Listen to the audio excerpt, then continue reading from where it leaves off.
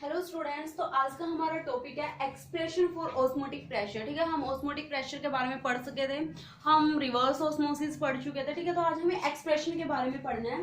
तो सबसे पहले तो आपको ये चीज पता होनी चाहिए थी कि आप ऑस्मोटिक प्रेशर को रिप्रेजेंट किससे करते हो। तो ऑस्मोटिक प्रेशर को रिप्रेजेंट किया जाता है पाई से। ठीक है, it is our osmotic pressure. Okay, एक चीज और ध्यान रखना है कि जो ऑस्मोटिक प्रेशर है वो किस चीज पे डिपेंड करता है। ठीक है, ऑस्मोटिक प्रेशर डिपेंड करता है किस पे डिपेंड करता है, तो आपकी कंसंट्रेशन पे। ठीक है, कंसंट्रेशन ऑफ सॉल्यूशन यानी कि पाई जो हमारा है इज डायरेक्टली प्रोपोर्शनल टू सी। ठीक है, और जो एक हमारा ये चीज है ऑस्मोटिक प्रेशर, वो किस पे डिपेंड करता है, टेम्परेचर पे। ये टेम्परेचर के भी डायरेक्टली प्रोपोर्शनल होता है। ठीक है, टेम्परेचर इन दोनों चीजों पे डिपेंड करता है। तो दोनों को अगर हम कंबाइंड करें तो क्या हो जाएगा, pi directly proportional to C T. जब आप प्रोपोर्शनलिटी के साइन को हटाओगे तो there will be a constant. ठीक है, कांस्टेंट आएगा। कांस्टेंट क्या हो जाएगा आपका, आर लिख देंगे कांस्टेंट को, आर सी टी। ठीक है, तो pi is equal to C R T की फॉर्म में हम इसको लिखते हैं। ये हमारी क्या हो गई है, ऑस्मोटिक प्रेशर की इक्वेशन। जो यहाँ पे आर है, आर हमारा क्या होता है, सॉल्यूशन कांस्टेंट। आर को हम क्या बोलते हैं, सॉल्यूशन कांस्टेंट। जो इसकी वैल्यू है, आर की वैल्यू किस पे डिपेंड करती है, it depends on the gas constant, similar to gas constant की जैसी वैल्यू होती है आर की। ठीक है, ये चीज आपको ध्यान रखना है। अब इसको और थोड़ा सिंप्लीफाई कर सकते हो, कैसे,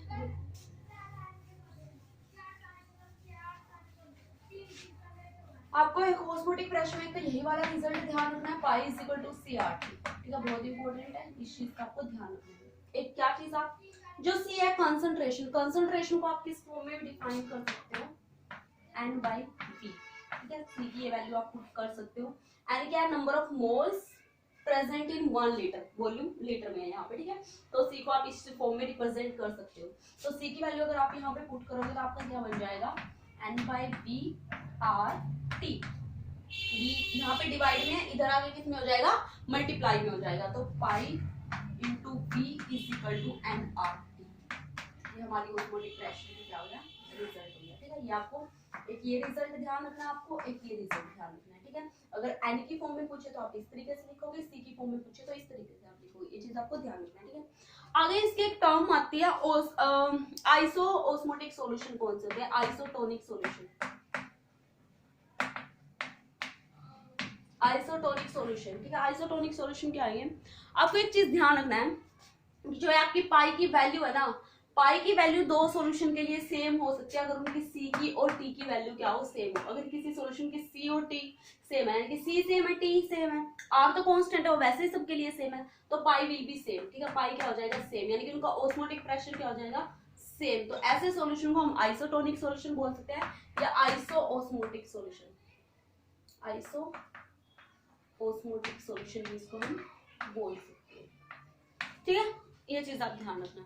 एक चीज आपको और ध्यान रखना है कि जो आप ये ऑस्मोटिक प्रेशर है ना, उसको आप कोलिगेटिव प्रॉपर्टी क्यों कह रहे हो, ये हमारी, क्योंकि हमने ऑस्मोटिक प्रेशर को हम किसके अंदर पढ़ रहे हैं, हम इसको कोलिगेटिव प्रॉपर्टी के अंदर पढ़ रहे हैं। ठीक है, इस चीज को यहाँ पे रख लो, ये दोनों इंपॉर्टेंट चीज है। तो ऑस्मोटिक प्रेशर को आप कोलिगेटिव प्रॉपर्टी बोल रहे हो, कैसे, हमने देखा था जो कोलिगेटिव प्रॉपर्टीज हैं वो प्रॉपर्टीज होती है जो डिपेंड करती है किस पे, नंबर ऑफ मोल्स पे डिपेंड करते हैं। ठीक है, नेचर ऑफ सॉल्यूशन पे नहीं डिपेंड करती, वो नंबर ऑफ मोल्स पे डिपेंड करती है सॉल्यूट के। तो जो एन है यहाँ पे, एन क्या है, number of moles of solute है। ठीक है, इसलिए हम इसको क्या बोल रहे हैं कि जो हमारी ऑस्मोटिक प्रेशर है it is a colligative property. ठीक है, ये चीज ध्यान रखना है।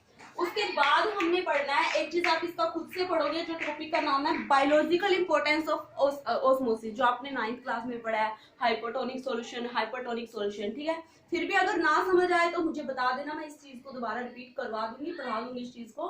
तो बायोलॉजिकल इंपॉर्टेंस ऑफ ऑस्मोसिस है, आप एक बार देख लेना, एग्जामिनेशन पॉइंट ऑफ व्यू से इंपॉर्टेंट नहीं है, अब इसको एक बार खुद पढ़ लेना। नेक्स्ट जो है हमारा टॉपिक है, इससे जो इम्पोर्टेंट टॉपिक है जिससे एग्जाम में क्वेश्चन आता है, न्यूमेरिकल आते हैं इस पोर्शन से, कैलकुलेशन ऑफ मोलर मास। इससे हम क्या कर सकते हैं, ऑस्मोटिक प्रेशर से आप कैलकुलेट कर सकते हो molar mass of solute.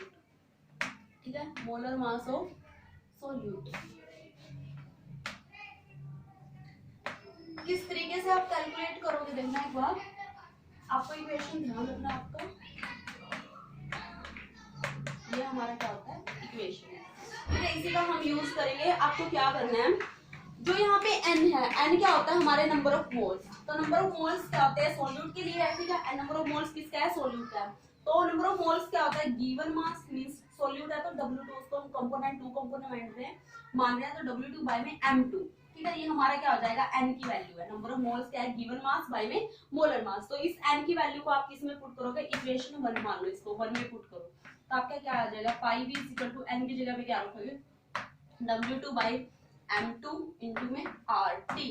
M2 की वैल्यू निकालनी है, तो ये इधर लेके आओगे और ये वाली टर्म इधर आएगी, तो आपका M2 क्या आ जाएगा, W2 R into T divided by में पाई V। ये आपका मोलर मास निकालने का फॉर्मूला है, इंपॉर्टेंट फॉर्मूला है, इसको आपको ध्यान रखना है। ठीक है, तो आज यहाँ पे जो आपका ऑस्मोटिक प्रेशर वाला टॉपिक है वो यहाँ पे खत्म होता है। उसके बाद हम इसके कुछ न्यूमेरिकल करेंगे, कल हम इसका न्यूमेरिकल डिस्कस करेंगे। ठीक है, उसके बाद हम अगला अपना टॉपिक शुरू करेंगे, expression in elevation in boiling point वाला, वो टॉपिक शुरू करेंगे। ठीक है, तो इसको एक बार अच्छे से देख लेना आप। आज के लिए इतना ही।